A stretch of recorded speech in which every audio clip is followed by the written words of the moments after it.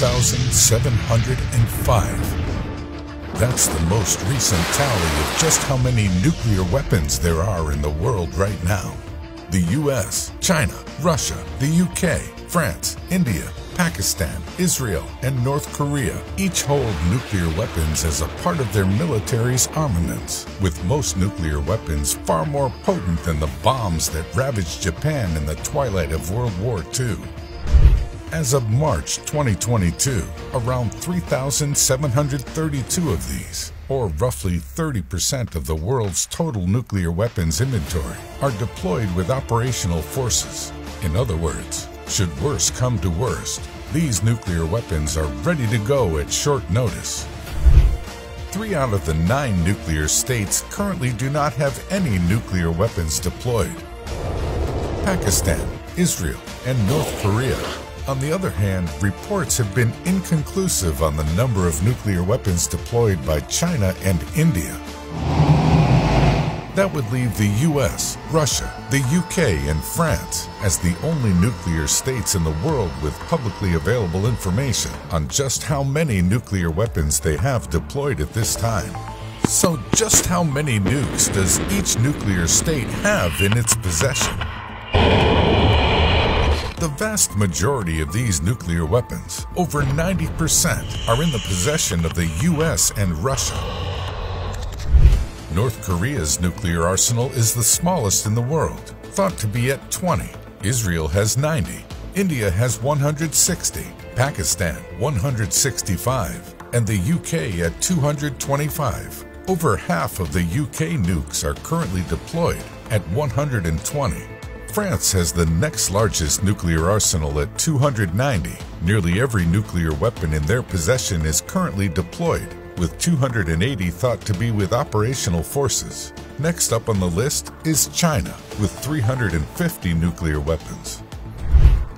The US has the second largest number of nuclear weapons in its inventory, at 5,428. That's almost 5 times bigger than the rest of the world's combined nuclear inventory. Even their 1,644 deployed nukes outnumber the rest of the world's arsenal, besides Russia. That leaves Russia, the country with the largest number of nuclear weapons at its disposal, at 5,977 total.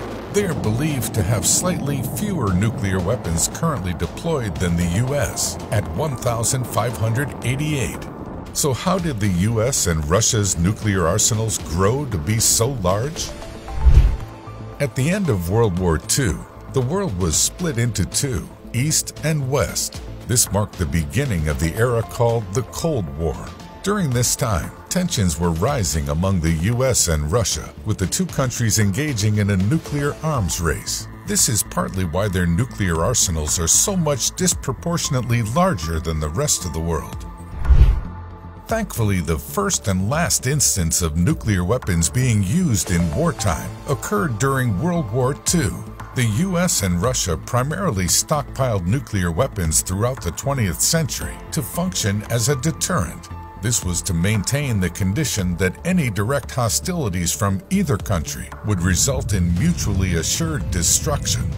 In 1985, almost 40 years after the beginning of the Cold War, the number of nuclear weapons in the world peaked at 61,662. Among the nuclear-armed countries during this time was South Africa, which held 6 nuclear weapons. Since then, South Africa has left these ranks, with several countries looking to follow in the coming years, thanks to the Treaty on the Non-Proliferation of Nuclear Weapons. The Treaty on the Non-Proliferation of Nuclear Weapons is an international agreement whose signatories agree either never to acquire nuclear weapons, to share the benefits of peaceful nuclear technology, and to pursue nuclear disarmament, aimed at the ultimate elimination of their nuclear arsenals. Russia and the US have also engaged in talks to further reduce their still massive nuclear weapons stockpiles, beginning with the Strategic Arms Reduction Treaty in 1991, and subsequently the New START, which saw the treaty's renewal in 2010. This second agreement between the two countries could see their stockpiles further reduced into February 2026.